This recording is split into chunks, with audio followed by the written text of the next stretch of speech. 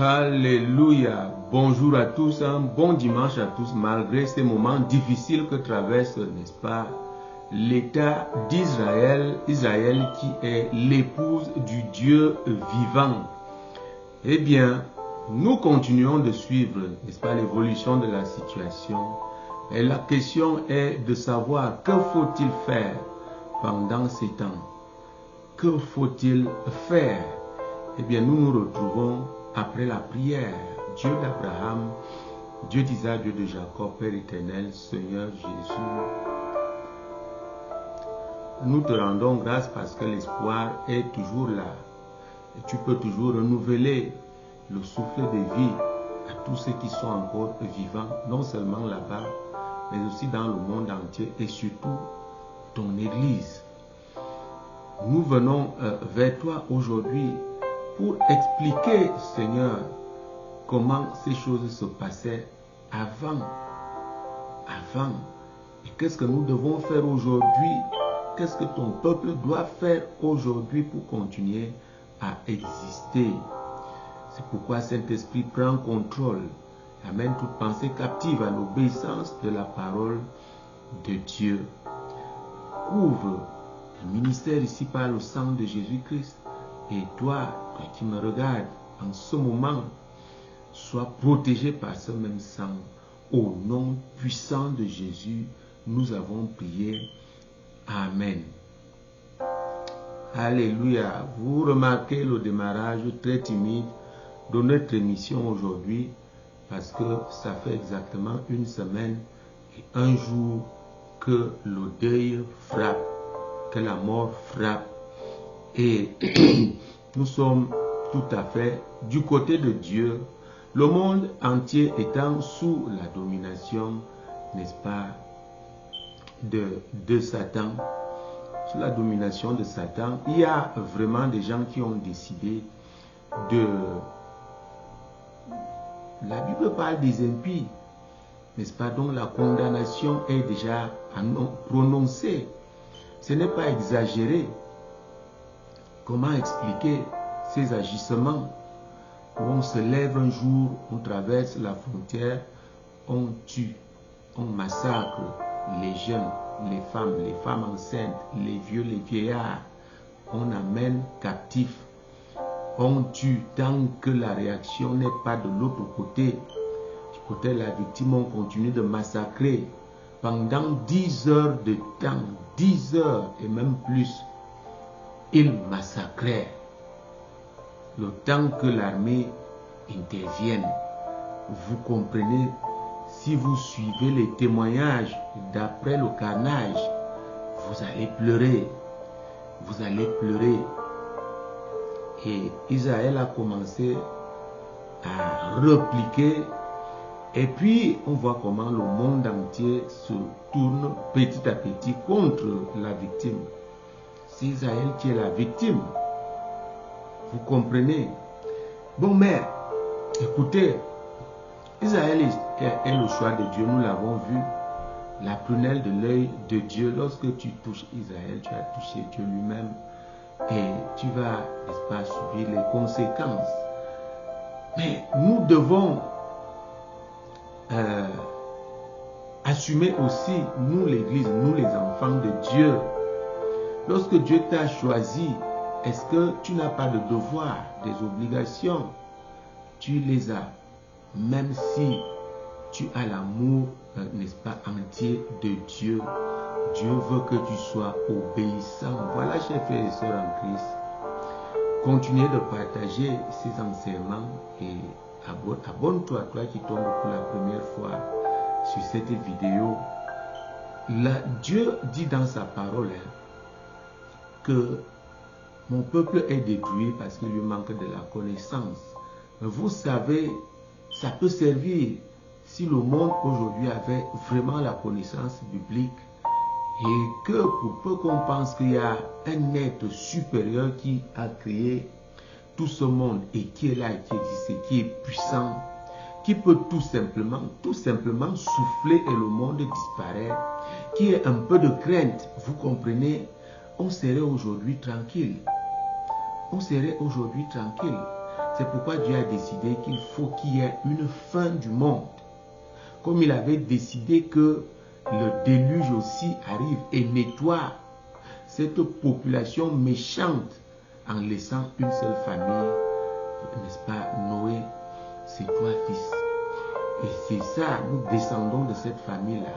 Mais la méchanceté continue. C'est pourquoi la fin du monde arrive bientôt. Le Seigneur est en route. Le Seigneur est en route, je vous dis. Mais qu'est-ce que l'Église doit faire? Qu'est-ce que nous devons faire aujourd'hui? Qu'est-ce qu'Israël doit normalement faire? Israël doit rester au pied de Dieu. Vous comprenez? Mais l'occidentalisation de ce pays l'a poussé à des choses. J'appelle ça des choses parce que lorsqu'un pays est divisé, et cela s'appelle la démocratie, lorsqu'un pays est divisé, il y a toujours un élément déclencheur du malheur qui arrive. Eh bien, que faut-il faire? On va dire avant, pendant et après. Nous devons d'abord être obéissants, rester côté de notre Dieu. Et si le malheur arrive, vous comprenez, qu'est-ce qu'il faut faire? Ça veut dire que quelque part, Dieu n'est pas très content. Israël a passé un an dans des tumultes, dans des guerres intestines, dans la division entre les leaders, les partis politiques. Et voilà, cela est arrivé, mais c'est prévu qu'Israël aura toujours des guerres. Mais nous savons aussi que Dieu a souvent donné de la paix. Dieu avait donné de la paix à David après de longues dates de guerre. Salomon a passé aussi tout son règne sans guerre. Dieu a donné... La Bible dit que pendant que le peuple était obéissant sous le règne d'un certain roi, un roi X ou un roi Y, Dieu donnait de la paix à Israël. Vous comprenez? Donc, quand ces choses arrivent, que faut-il faire? Nous suivons l'actualité. Malheureusement, nous constatons qu'il y a un tumulte qui continue. Aujourd'hui, la première chose, c'est de chercher le coupable. Qui a causé quoi? Qui a fait quoi? Pour que ceci arrive. Non, ce n'est pas le cas. Ce n'est pas maintenant ce qu'il faut faire. Il faut plutôt se mettre à genoux. Allons lire tout de suite dans, n'est-ce pas, 1 Chronique, chapitre 7, et le verset 14. Vous comprenez? Allons lire, nous prêchons la vérité, toute la vérité. Ceci concerne aussi toute l'Église. Toi qui me regardes, ça te concerne. 1 Chronique, chapitre 7, n'est-ce pas, 2 Chroniques, chapitre 7, verset 14. Si mon peuple sur qui est invoqué, mon nom s'humilie, prie et cherche ma face, et s'il se détourne de ses mauvaises voies, je l'exaucerai des cieux et je lui pardonnerai son péché, je guérirai son pays. Vous comprenez, on peut tout à fait se détourner, n'est-ce pas, de la face de Dieu par des petites choses. Hein? Vous comprenez, je viens de parler de la division. Parlons même aussi de l'élément déclencheur, c'est-à-dire que l'élément qui ouvre la porte. Entre-temps, l'ennemi s'est préparé pendant 2 ans, disait-il, le Hamas dit. Mais le Hamas cherchait une occasion favorable. Comme la Bible dit, le lion, n'est-ce pas, tourne, cherchant l'occasion, n'est-ce pas, favorable pour dévorer. Le Hamas cherchait cette occasion. Cette occasion a été donnée par le Rêve Party. Je n'ai pas eu le temps de faire les recherches, mais c'est une histoire qui est là depuis des années. La première fois que j'ai entendu parler, c'était là-bas en Europe. Le Rêve Party, où les jeunes viennent de tout le monde entier, je vous dis de tous les pays, pour s'assembler et faire le bordel. Je vous dis encore le bordel, le désordre.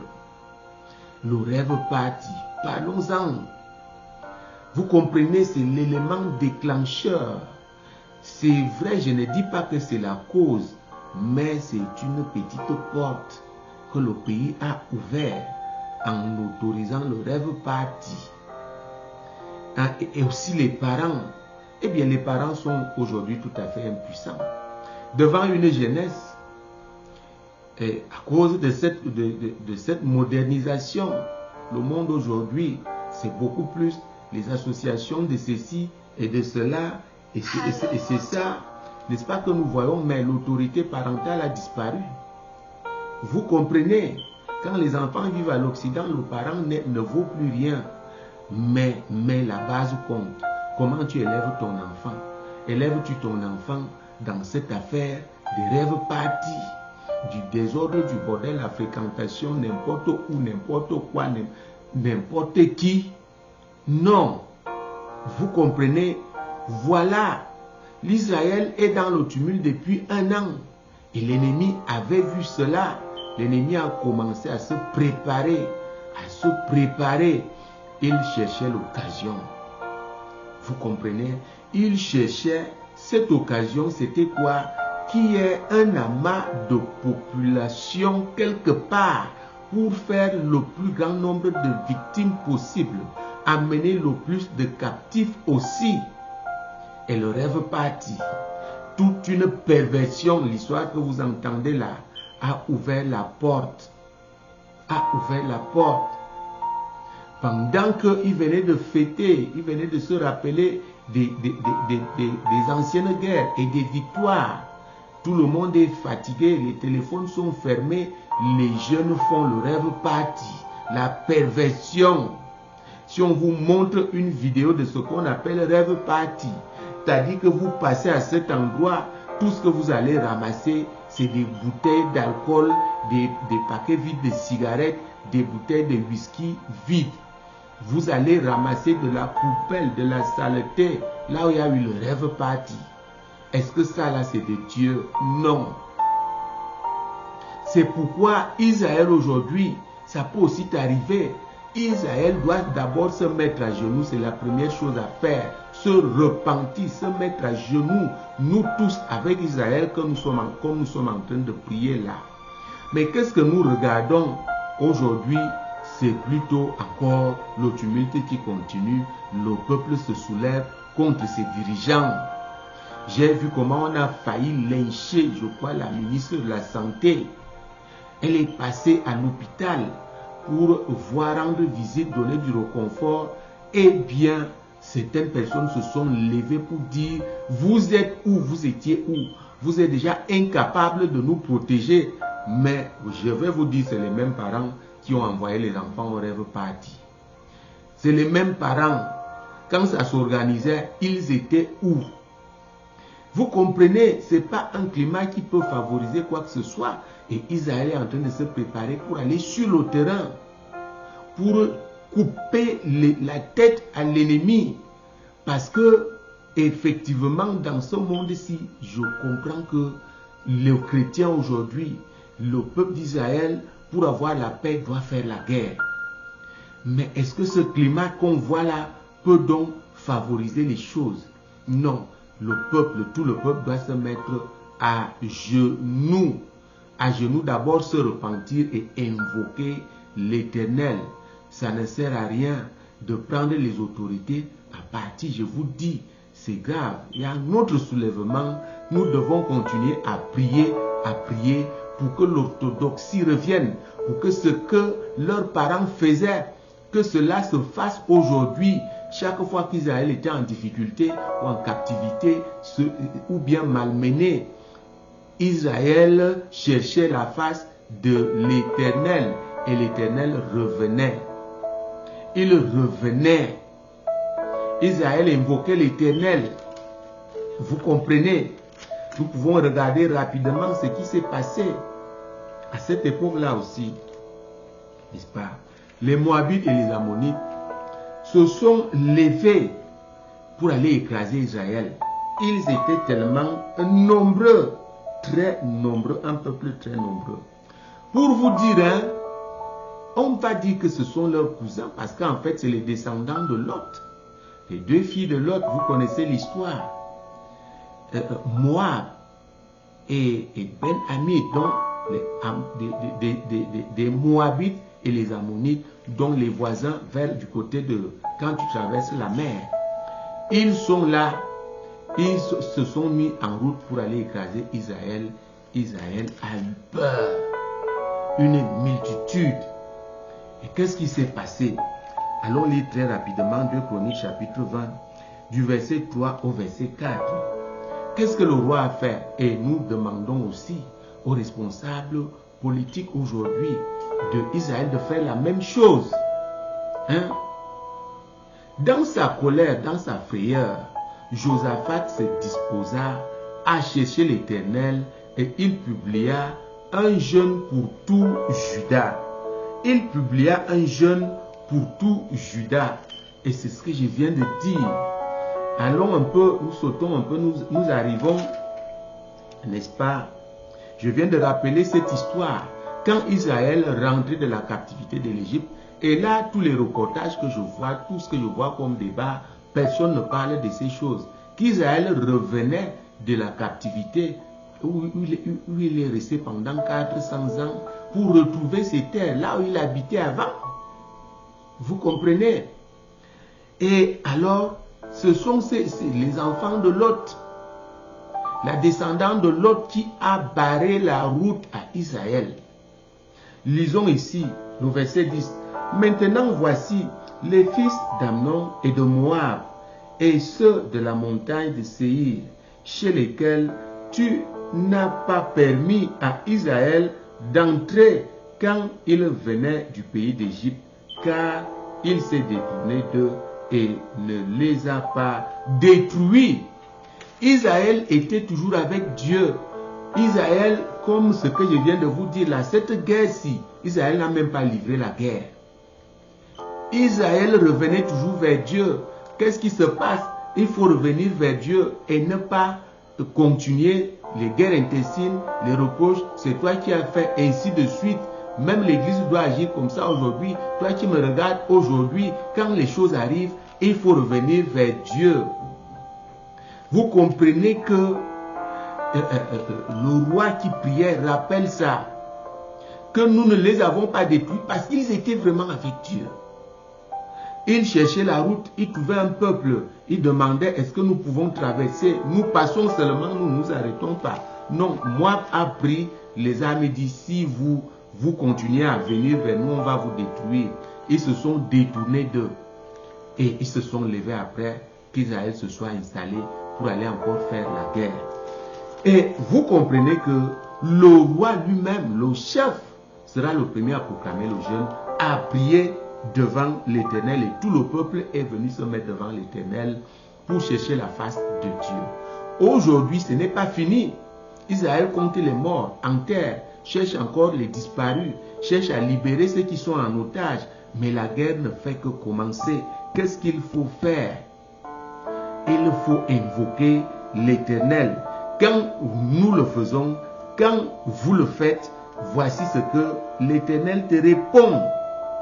Voici ce que l'Éternel te répond. Allons lire au verset 15. Le verset 15 ici.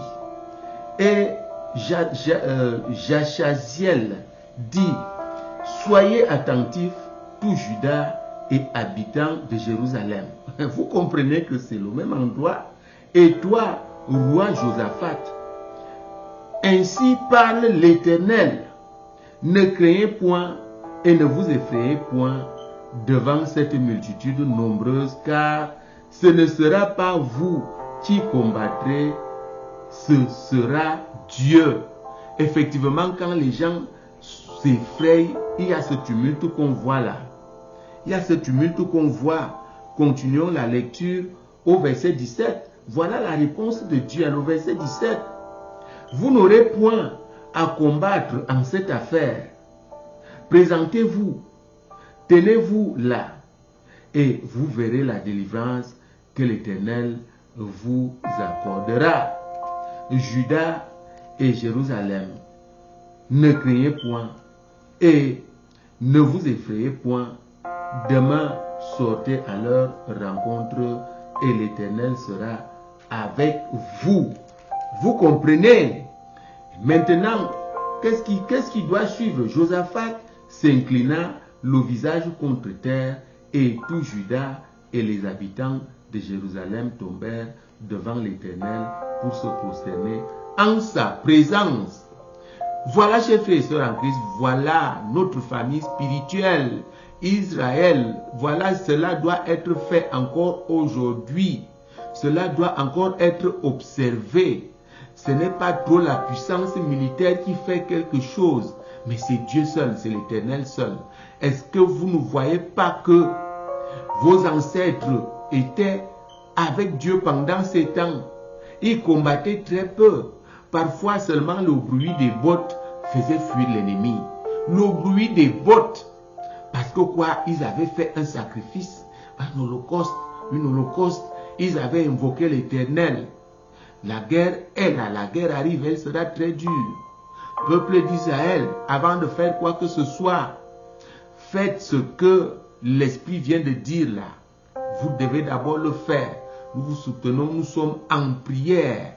Nous sommes en prière et j'exhorte tout le peuple de Dieu de l'IEJC et tous ceux qui tombent dans cette vidéo, sur cette vidéo, il faut prier. Il faut prier. Oui, même si le Seigneur est en route, le peu de temps qui nous reste, il faut prier. Il faut intercéder pour Israël.